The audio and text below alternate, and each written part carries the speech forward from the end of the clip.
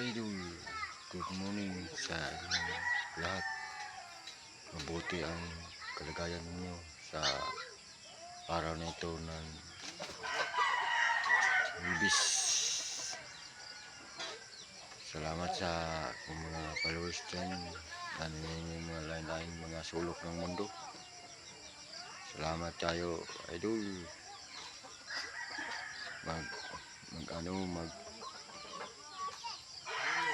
Magtrabaho na po dyan ako sa aming bahay namin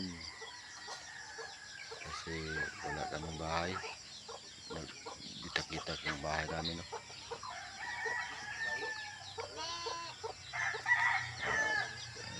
Kung bunso ko nandito sa paligid namin. Thank you very much mga idol. Good morning mga idol. Salamat. God bless.